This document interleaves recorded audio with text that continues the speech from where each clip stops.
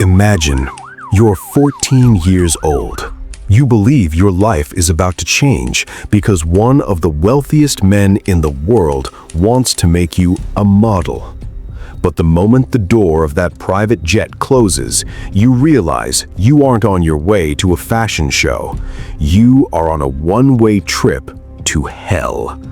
A place where your dignity has been priced at exactly $200.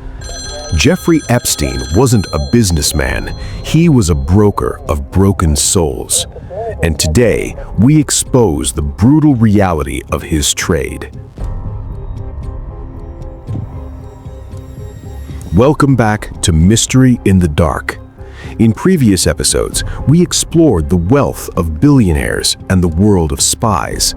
But today, we enter the darkness from which many never returned. This is the story of the innocents whom the world chose to forget, but whose courage eventually shook the foundations of power. From this moment on, we hear the truth through the voices of the survivors, the truth Jeffrey Epstein tried to silence forever.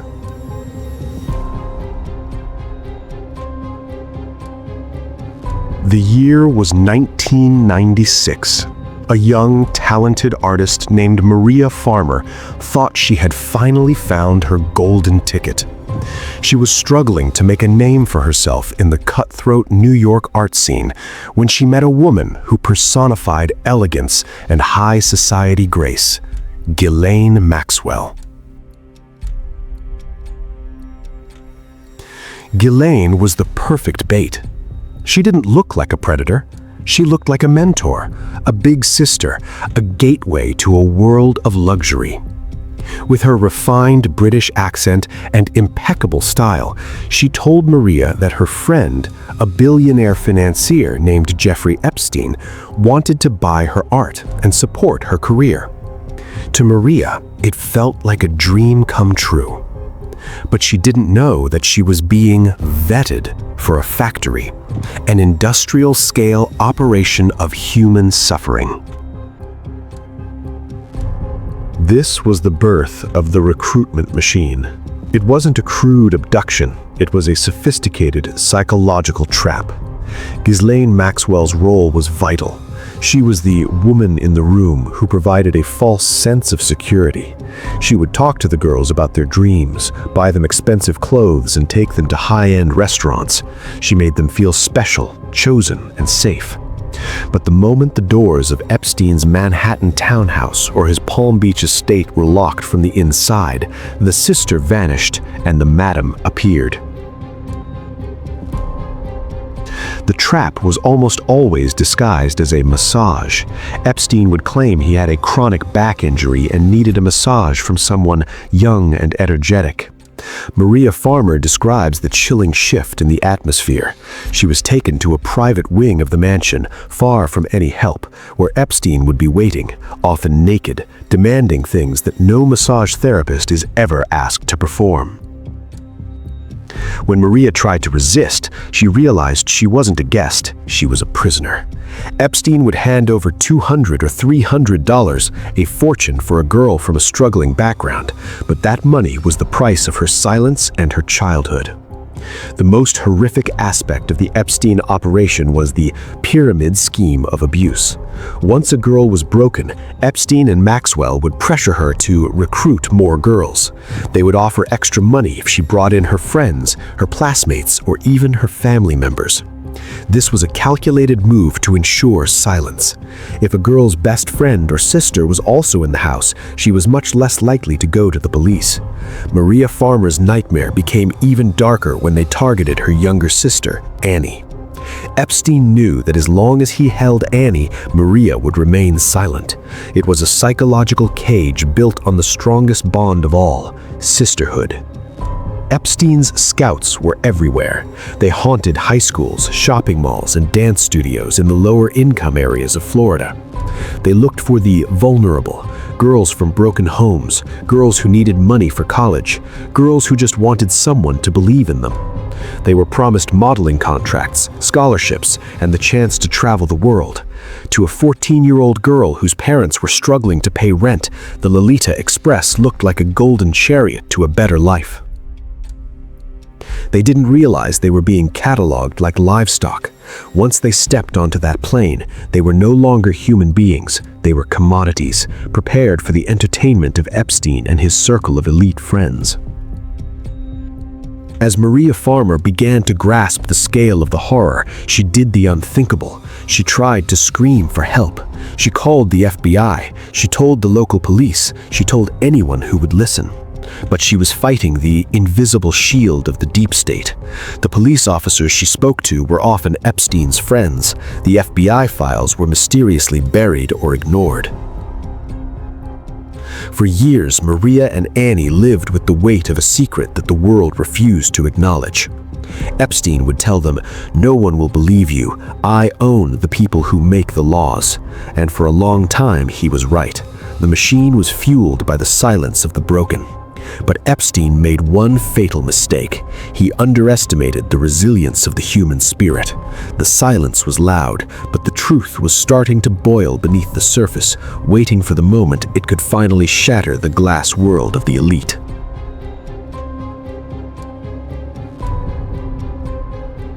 If the Manhattan townhouse was the office of the Epstein operation, then Little St. James was the factory.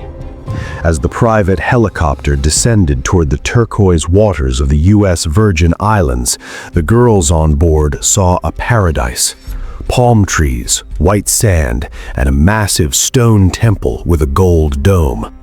But for Virginia Giuffre, the beauty was a lie. She describes the island as a place where the normal rules of human civilization simply ceased to exist. There were no witnesses here. There was no police. There was only Jeffrey Epstein, Ghislaine Maxwell, and their distinguished guests. Virginia Giuffre's testimony is the thread that unraveled the entire tapestry of lies. She wasn't just another victim. She was the property of the elite. She describes being loaned out like an object to Epstein's powerful friends. The most high-profile name in her account? Prince Andrew, the Duke of York. Virginia recounts being taken to London, New York, and the island, forced into encounters with the prince while Epstein and Maxwell watched or facilitated. The crime wasn't just the abuse, it was the systematic trafficking of a minor across international borders to serve the desires of a royal family member. But Prince Andrew was just one name in a sea of shadows. The Island of Screams operated on a strict schedule. Survivors describe a revolving door of powerful men, heads of state, high-ranking politicians, and tech giants who arrived on the Lolita Express for weekends of entertainment. The entertainment was the systematic abuse of girls who were often told they were participating in scientific research or massage therapy.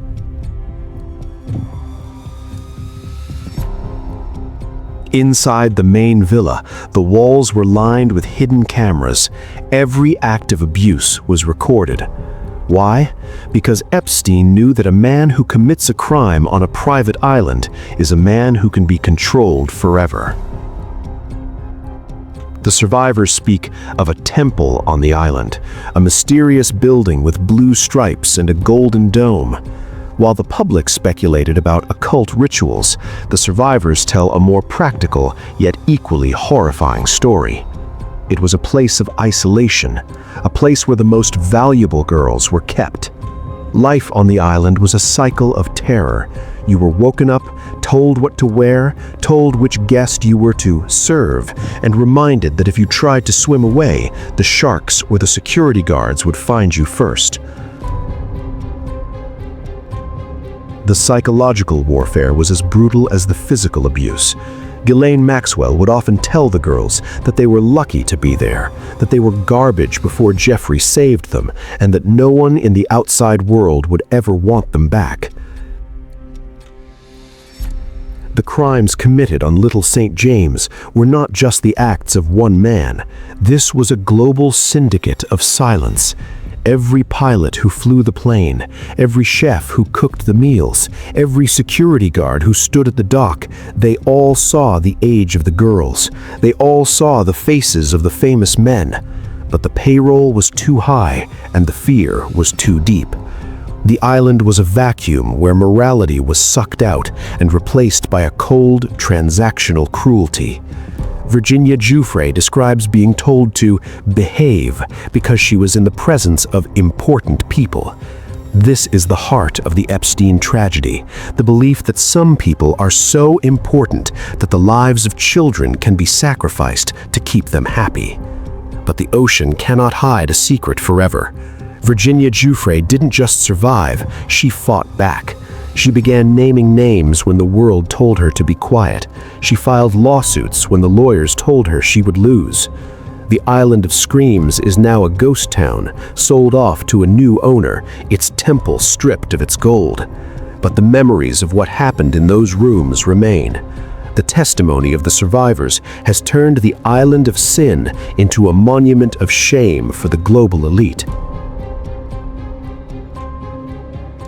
They thought they were untouchable because they were on an island in the middle of the sea. They didn't realize that a single voice, speaking the truth from the heart of the trauma, could create a storm that no amount of wealth or power could survive.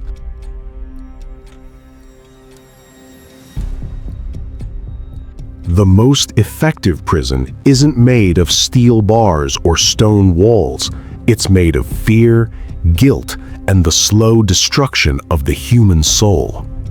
Jeffrey Epstein understood that to keep his machine running, he didn't just need to abuse these girls, he needed to own their minds.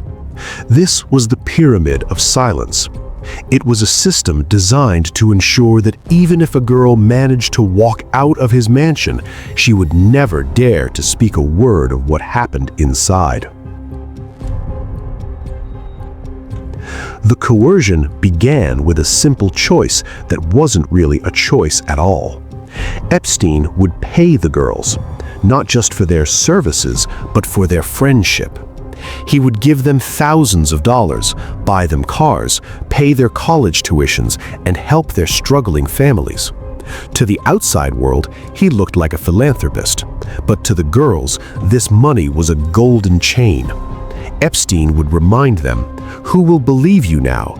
You took the money. You enjoyed the shopping trips. In the eyes of the law, you aren't a victim. You are an accomplice." He twisted their survival into a crime, making them feel like they were just as guilty as he was. But the most demonic part of the pyramid was the victim-to-recruiter pipeline.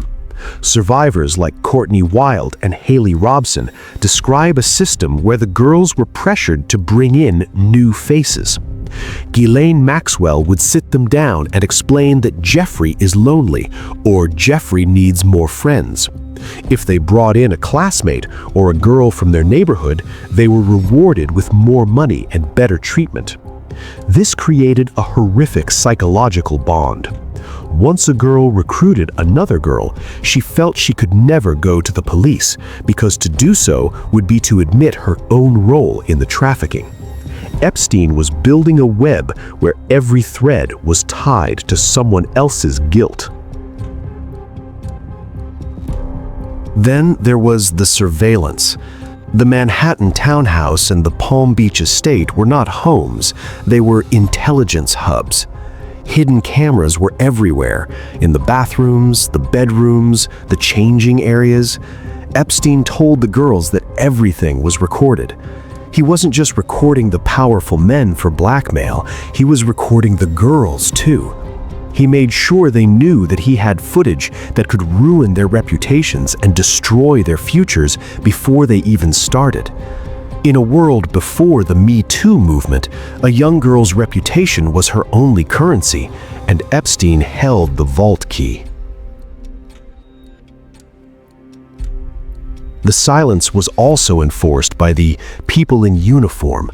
Many survivors recount stories of trying to run only to be stopped by local police officers who were on Epstein's payroll. Imagine the terror of reaching out to a man with a badge only to see him shake hands with your captor. One survivor recalls being told by a security guard, "Run if you want, but Jeffrey's friends will find you before the sun goes down." When the people who are supposed to protect you are the ones guarding the gates of your prison, the hope of rescue dies a slow, painful death. Epstein also used the NDA, the non-disclosure agreement, as a weapon. He would force girls who were barely legal to sign complex legal documents that they didn't understand. He surrounded himself with a literal army of the most expensive lawyers in America. These lawyers weren't just there to defend him, they were there to intimidate the survivors. They would threaten the girls with massive lawsuits for defamation if they ever spoke to the press. It was a war of attrition, a billionaire with unlimited resources against a teenager with nothing but her trauma.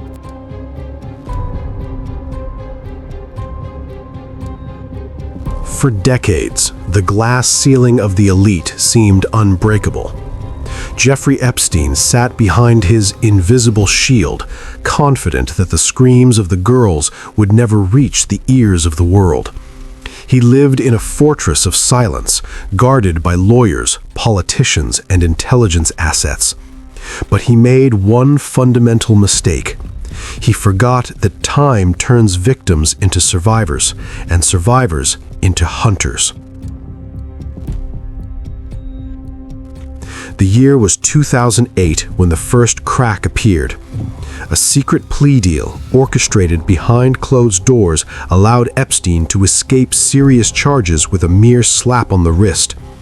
This was supposed to be his final victory, but instead, it was the spark that ignited a fire in the hearts of women like Courtney Wild, Virginia Giuffre, and Maria Farmer. They realized that if the system, the police, the FBI, the courts, would not protect them, they would have to burn the system down and rebuild it with the truth. The fight for justice wasn't a sprint, it was a brutal, soul-crushing marathon that lasted over a decade. These women were followed by private investigators hired to dig up dirt on them. They were threatened by the world's most expensive legal teams. They were mocked by a media that called them gold diggers and liars. But they refused to go back into the shadows. They began to find each other, connecting through the very trauma that Epstein had used to isolate them.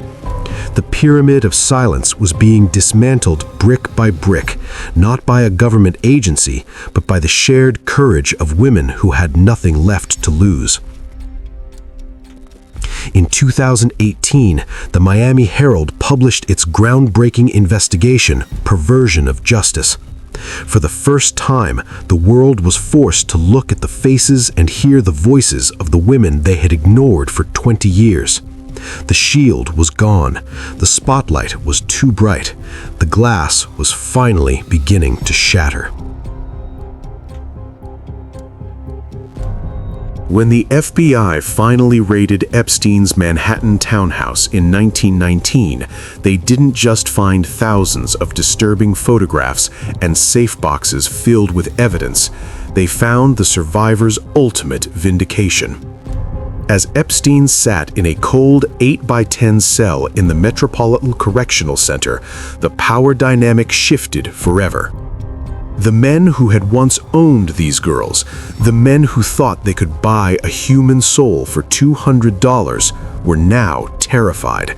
They were scrubbing their names from flight logs and deleting their photos.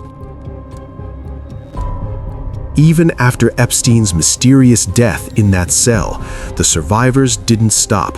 They stood in a New York courtroom one by one in a historic hearing. They looked at the empty chair where their abuser should have been sitting, and they reclaimed their names, their dignity, and their power. They forced the British monarchy to strip Prince Andrew of his military titles and royal patronages. They forced Wall Street billionaires and global banks to pay hundreds of millions of dollars in settlements. They proved that the truth is the only currency that doesn't lose its value over time. Jeffrey Epstein died a disgraced criminal, but the survivors lived to become the architects of a new era of accountability. They showed us that no matter how high the wall of the elite is built, it cannot withstand the weight of the truth. But as we close this chapter on the survivors, we are left with questions that still echo in the halls of power. Fighting the world's most powerful people is never easy. Do you believe that after Epstein's death, those big names truly faced justice, or are the real criminals still walking free among us? Virginia Giuffre's courage shook the royal family to its core.